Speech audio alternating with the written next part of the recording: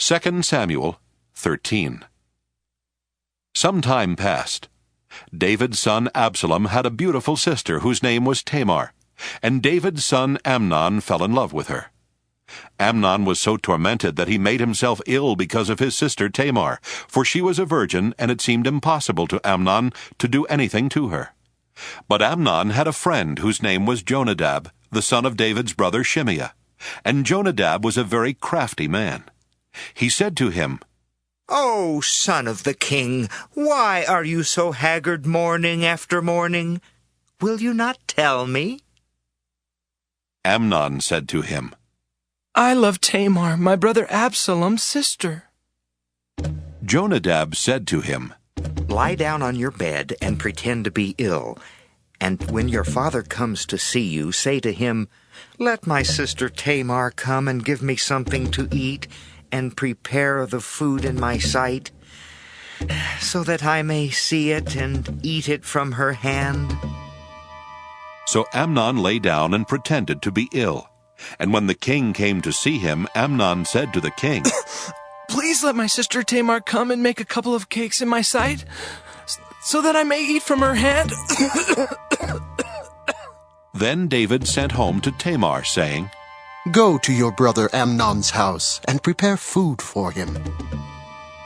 So Tamar went to her brother Amnon's house, where he was lying down.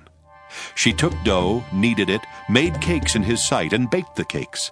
Then she took the pan and set them out before him, but he refused to eat. Amnon said, "Send out everyone from me." So everyone went out from him. Then Amnon said to Tamar, "Bring the food into the chamber so that I may eat from your hand." So Tamar took the cakes she had made and brought them into the chamber to Amnon her brother. But when she brought them near him to eat, he took hold of her and said to her, "Come, lie with me, my sister." She answered him, "No, my brother, do not force me, for such a thing is not done in Israel. Do not do anything so vile. As for me, where could I carry my shame? And as for you, you would be as one of the scoundrels in Israel. Now therefore, I beg you, speak to the king, for he will not withhold me from you." But he would not listen to her, and being stronger than she, he forced her and lay with her. Then Amnon was seized with a very great loathing for her. Indeed, his loathing was even greater than the lust he had felt for her. Amnon said to her, "Get out!" But she said to him, "No, my brother, for this wrong in sending me away is greater than the other that you did to me." But he would not listen to her. He called the young man who served him and said, "Put this woman out of my presence and bolt the door after her." Now she was wearing a long robe with sleeves, for this is how the virgin daughters of the king were clothed in earlier times. So his servant put her out and bolted the door after her. But Tamar put ashes on her head and tore the long robe that she was wearing. She put her hand on her head and went away, crying aloud as she went. Her brother Absalom said to her, "Has Amnon your brother been with you? Be quiet for now, my sister. He is your brother. Do not take this to heart." So Tamar remained a desolate woman in her brother Absalom's house. When King David heard of all these things, he became very angry, but he would not punish his son Amnon, because he loved him, for he was his firstborn. But Absalom spoke to Amnon neither good nor bad, for Absalom hated Amnon, because he had raped his sister Tamar. After 2 full years, Absalom had sheep shearers at Baal-Hazor, which is near Ephraim, and Absalom invited all the king's sons. Absalom came to the king and said, "Your servant has sheep shearers. Will the king and his servants please go with your servant?"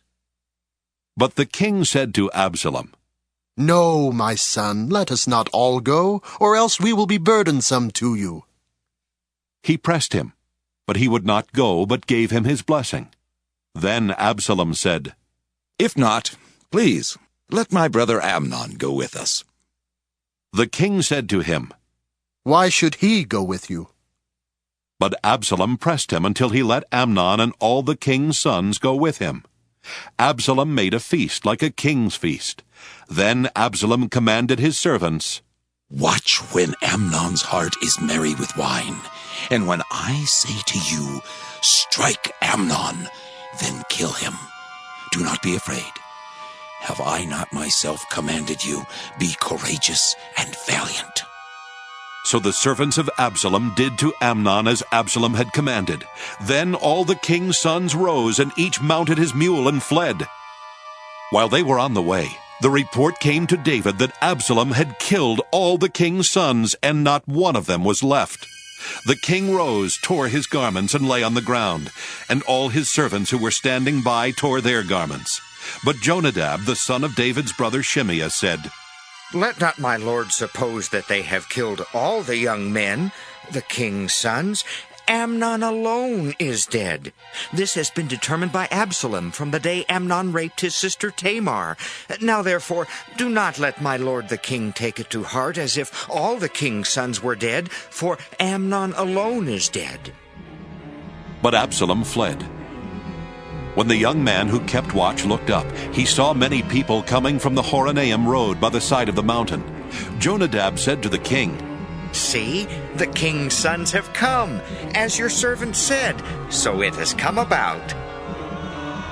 As soon as he had finished speaking, the king's sons arrived and raised their voices and wept. And the king and all his servants also wept very bitterly. But Absalom fled and went to Talmai, son of Ammihud, king of Geshur. David mourned for his son day after day. Absalom, having fled to Geshur, stayed there 3 years. And the heart of the king went out, yearning for Absalom, for he was now consoled over the death of Amnon.